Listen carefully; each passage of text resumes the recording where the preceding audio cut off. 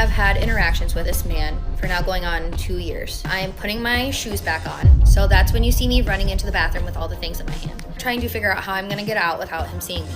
And that's when I run out the front door. She's terrified, and he's right behind her. Hey, what's good, y'all? I'm Kalen, if you didn't know that already, and today we have to talk about a topic that I find really interesting and important, and that, of course, is the concept of stalking.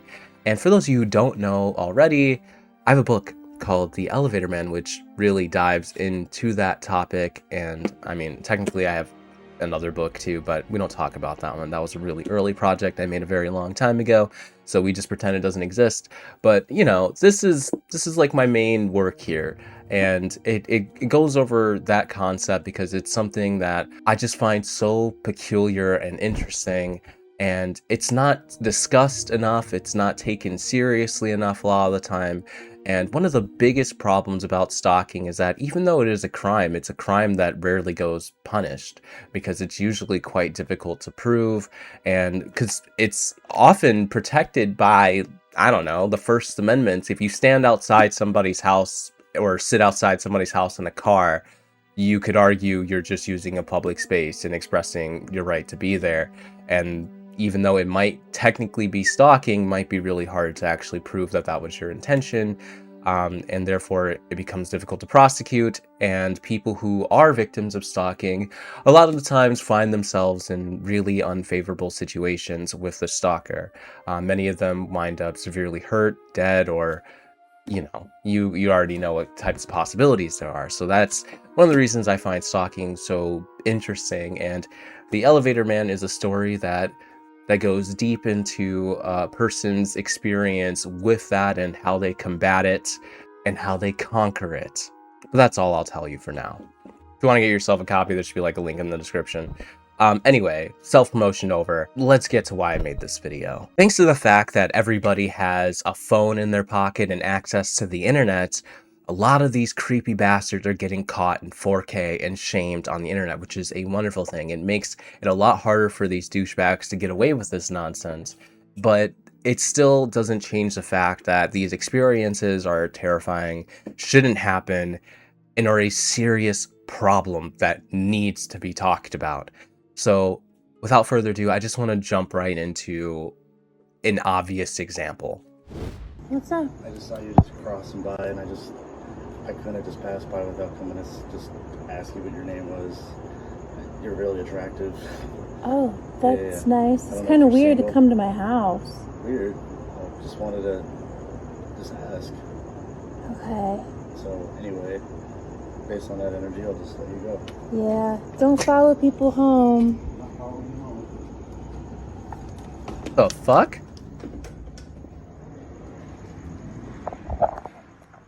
What the fuck? Hey, I had the same reaction.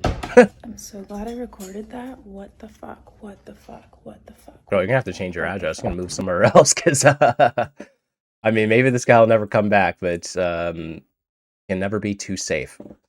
All right, as somebody who has, I don't know, found somebody attractive before, one thing I can guarantee you is that the idea of following them to their home to ask them out has never crossed my mind, and good lord have I never come close to even acting upon that. Now, let me make a very important statement and a distinction. I understand that in order to meet people, you might have to, like, I don't know, approach them, talk to them, get into their vicinity. Just maybe don't hop in your car and follow them to their residence in order to do so. If you miss your opportunity because, I don't know, you're at the gym or something and, you know, you couldn't muster up the strength and the energy to do it then and there, sorry, you missed your shot, Big Cheese. Better luck next time. Move on with your life. Do not then pursue, because I guarantee you, that is not going to go well. Being followed home is a scary fucking thing, and there's no way that she's gonna come out that door and be like, oh, how romantic, you absolute Prince Charming. May I just jump into your arms and you carry me away in your fucking chariot or whatever the fuck. Yeah, no, that's just, it's never gonna play out that way. I don't know if that's how they picture in their minds, or just like rerunning this perfect scenario while they're driving to the house, like, yes, she's going to open the door when I get there, and she's going to be so blown away that I followed her because, you know, I'm just so committed, because I'm just so interested. Like, clearly that's going to woo her instantly, and this is going to work. I'm going to bag myself a new girlfriend tonight, and this is how it's going to go. Yeah, no, sorry, dude. I don't know what type of mental gymnastics it takes to convince yourself of that, but whatever you got going on up there is not healthy. Now, let me say this to every single person who might consider doing anything remotely close to it. It is a bad idea 157% of the time. Do not do it. And I can't believe I even have to say that, but there's goofballs out there who do this shit and they think it's normal. So yeah, let's clarify that right now. Also, the way the guy like walks away like all sad, he's like, you know what, the vibes aren't good, so I'm just gonna leave. And then she's like, yeah, like don't follow me home. He's like, I wasn't following you home. Bitch, then what do you call it? Sorry, were you a little bit, you know, offended by the language that she used, following her home? No, I was escorting you to your residence from a distance and ensuring your safety. That's what he was doing, guys, not following her home. Let's just get that right. Man, get your fake chivalrous ass on somewhere, bruh. That faux white knight stuff is dead. I don't know, maybe if he had hit her with a, excuse me, milady, when he appeared at her door, maybe things would have worked out better. Now, while there is clearly more stories about just straight up stalking that we're going to talk about, I kind of want to wind down from that a little bit and then pick that back up later. With one of these types of instances where somebody approaches you in a way that is considered acceptable, but then they won't leave, right? They can't take no for an answer, or they can't read the room, they can't read the vibes, can't understand that you're not interested, you do not want anything to do with them. Yeah, let's take a look at that. Like, where do you take those out? You gotta, like, it's like you sure you want one? Oh no, I got it. Oh. Yeah, I was just lifting him out. Oh, you're strong. Yeah, thank you. Hold on. What's your name? Anna. Anna. You just building something? Huh? You building something? Nah, I'm moving. It's like every pretty girl moving out of Well, why? I'm gonna still be a but Just that area. yeah. Like, hope. Like, No, I don't know. That way. no. Yeah. Yeah, that. Yeah, I'm pretty sure I know that way. Yeah. Nah, I actually don't. Yeah, I know. How old are you? 23. Man, you were young. Yeah. I thought you were like 20 or 19. No way. Yes, way. That's just like that. You know Army? Huh? What you do? I work for a security company. How you like it? It's good. Security It's company. interesting. Yeah. A lot of crazy people. It stays interesting. That's just, I thought about doing security, Yeah. but they was like I'm too like intimidating. Yeah, I mean that's kind of how you have to be. Right. Nah, you look sweet as an angel. You're a little intimidating, but you probably got some tricks up your sleeve. Yeah. Alright. Always. Actually, well, it seems like you getting ready to move. You in a rush? Yeah. Yeah, right. Yep. Mind if I grab your number? I'm not looking for anything like that, Oh, but me I either, appreciate me it. No, it's okay. You have a good one? Well, I probably wanted to paint or draw with you. No, that's okay. But you have a good one. How about this? Can I put my number in your phone? No. I can't let you leave me. No, I know. I know. Yeah. Do you too? It's okay. Yeah, I'm vlogging. Now, let's be real. This was fine up until a certain point, right? Now, obviously, some people aren't able to, you know, fully read the room and fully get a grip on something, especially since somebody could just be awkward, you know? Maybe she was interested. Obviously, I'm just throwing a bone here, okay? I understand it's pretty clear that she's not, but I'm just saying from the perspective of this individual, he can't tell for some reason, right? It's not clicking, right? It's not clicking that she's not interested. It happens, okay? So I'm giving him the benefit of the doubt. That's all. Now, consider that for a moment. But once she's like, no, I'm not like looking for anything, that's your cue to move on, unfortunately. He does also say at the end, like, I can't just let you leave me. Like, dude, I'm sorry, like, you've been rejected, you've got to learn how to take no. She's not interested. I understand that you're very interested. You know what I mean? Like, you want to, you know, establish something here, but I'm afraid she does not. And people have to learn how to respect that. And this is probably one of the most tame examples of this, but I think it's a good one to talk about because it shows that, like, kind of that gray area, right? Where the approaching wasn't bad, wasn't wrong, but then he didn't know how to leave when he was told that she wasn't interested. And that's where it becomes an issue. Obviously, I think this mostly ends, you know, cordially, and she kind of just gets on out of there and she's fine. Doesn't get stalked or pursued afterwards, which is a good thing. However, there are some creepy douchebags out there who will do those things, and we're going to talk more about that.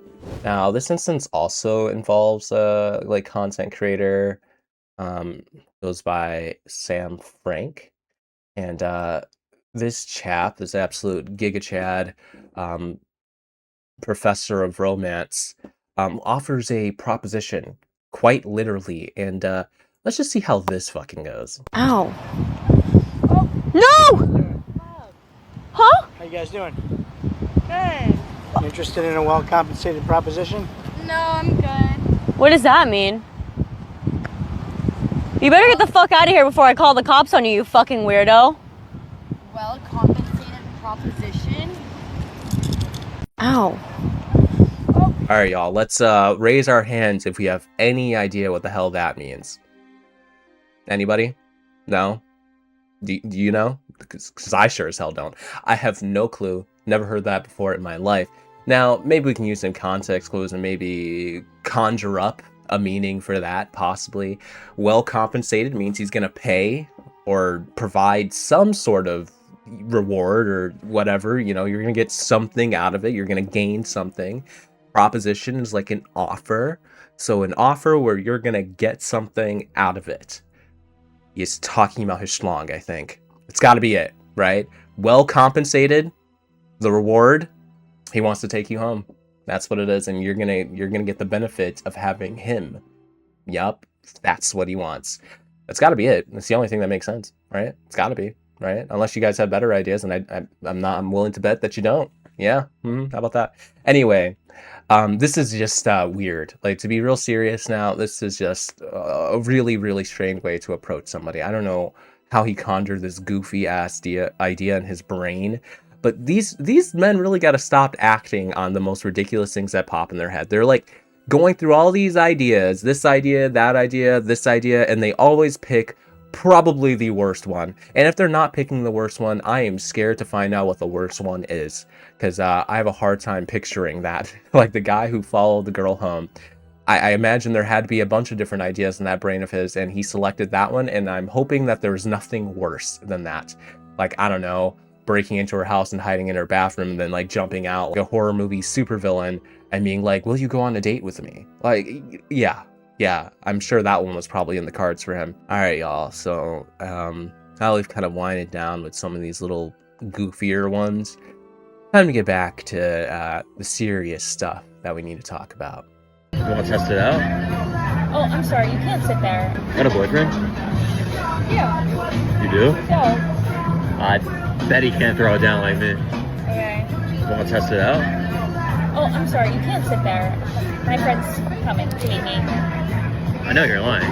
Why would I lie? You just want to get me away, but that's definitely not happening. The only way you're getting rid of me is by, you know what? What's wrong with you? What's wrong with you? Now, I can tell you've never had an experience like this. I'm sorry. Do you talk like that to everyone? Anybody that's as pretty as you. Alright, I appreciate it, but seriously, you have to go. My friend's about to be here and like she needs to see. Well, let's go. Let's stitch her. Let's have a good time. I think you should go. No, I'm not going anywhere unless I'm taking you with me. Okay, I'll call someone over to get you to go then. I'll just tell them that we're related or we're together. Who they're gonna believe, me or you? Alright, I'm just gonna go.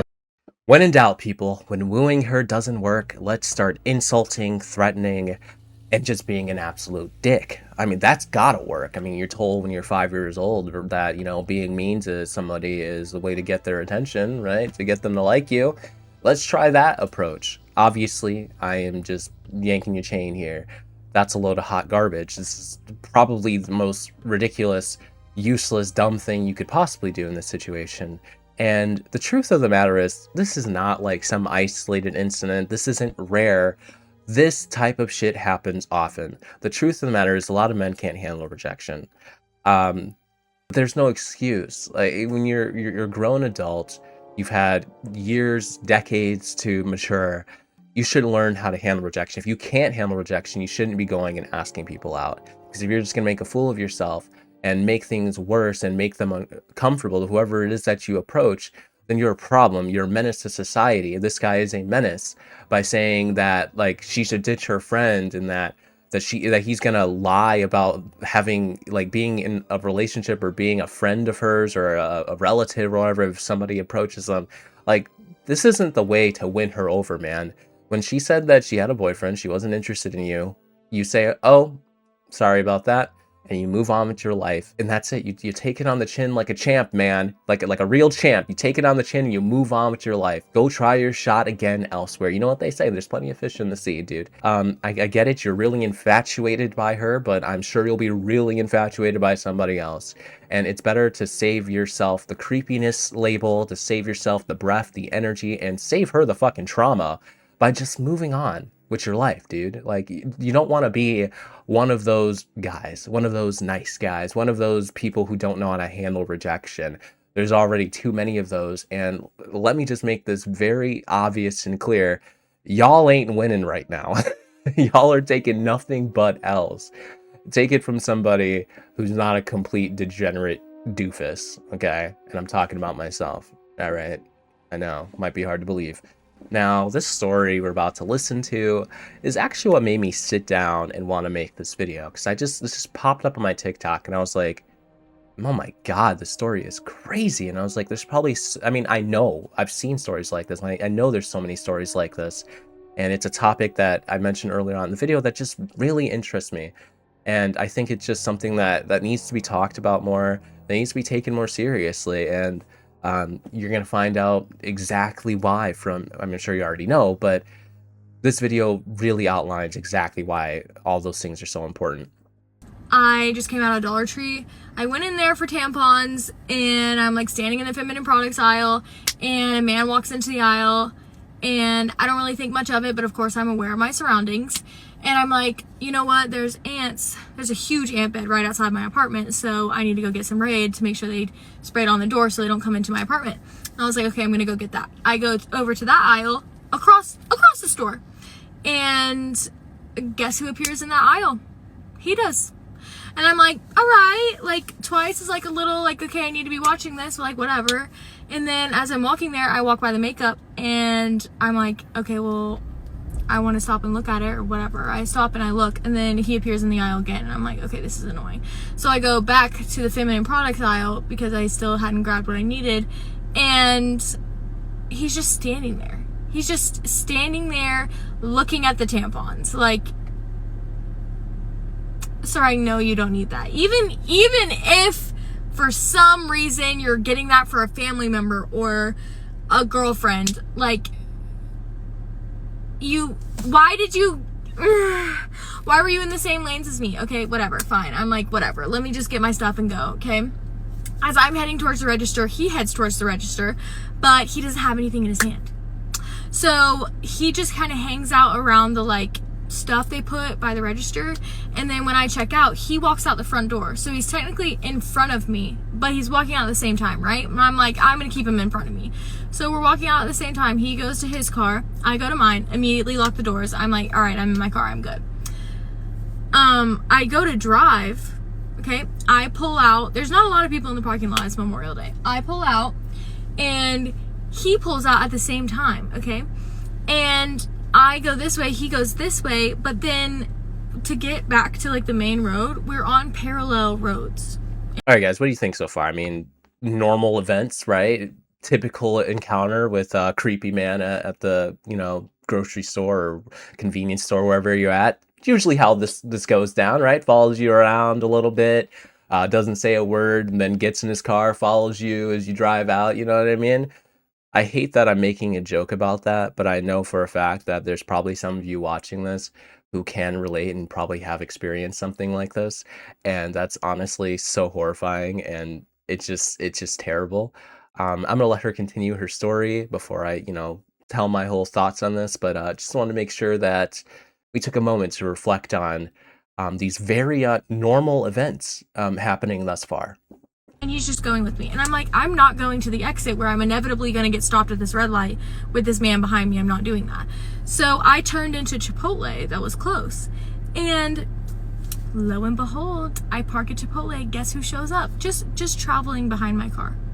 I'm like, okay, this is a thing. This is now a thing. Anyways, I pull out of the Chipotle and then I decide to go up to the intersection. I don't know where he went at that moment, but then he pulls up behind me at the intersection and I was gonna go straight. But then when he pulled up behind me, I ended up going right.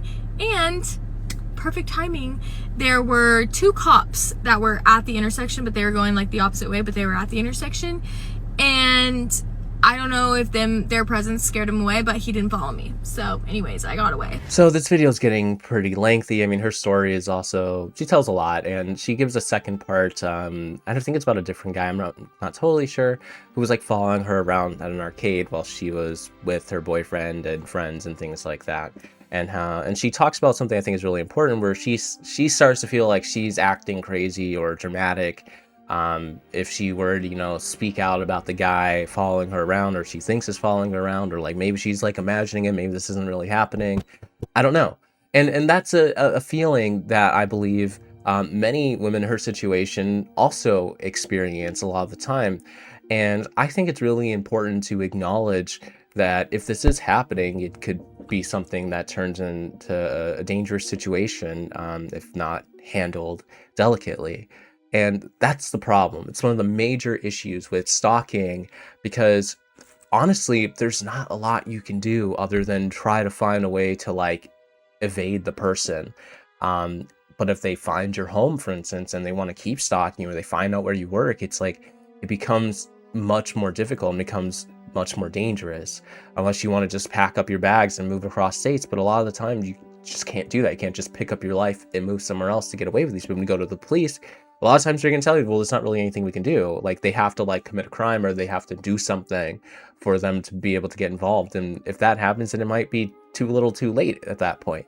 And, you know, I hate to do another little self-promotion here, but the book that I've been working on for a while, but I've taken a seriously long break, is the sequel to The Elevator Man, which kind of dives into like actually getting like a legitimate resource that can actually help people with this type of issue actually have somewhere to go, someone to talk to, someone who can help with actually dealing with people who are stalking, and the police can't or won't do anything about it before it's too late. And yeah, that's a serious problem that doesn't get discussed nearly enough. So honestly, the best thing you can do is to keep yourself as protected and as safe as possible. Carry pepper spray, bear mace, whatever you gotta bring with you. A shank, possibly, Glock 19. I don't know, you know, whatever you need to keep yourself safe. Because if you end up in a situation where you're alone and some dude who's been stalking you for a while takes an opportunity and you have nothing to defend yourself, then it's not looking good. And unfortunately, again, getting the police involved a lot of times isn't going to help. So that's what it kind of comes down to. Sucks that that's the reality. Obviously, this shouldn't be the case. You shouldn't have to worry about fucking creepy ass dudes following you home when you don't want them to. Which I imagine is all the time. But for some strange reason, there's people out there who believe that they can do this, that it's a good idea, that's a smart idea, that, I don't know, that they have some sort of right, some sort of entitlement to women who they just come across at a convenience store or an arcade or whatever it is. And it's pretty sick, and it's also strikingly common. But anyway, I'll probably talk more about this in a follow-up, because there's a couple of stories I honestly wanted to touch on that I didn't even get to, because this video is getting so long, I have so much to say. But yeah, if you enjoyed this video and you want to hear more about this topic, just let me know in the comment section below. I'll see you all next time.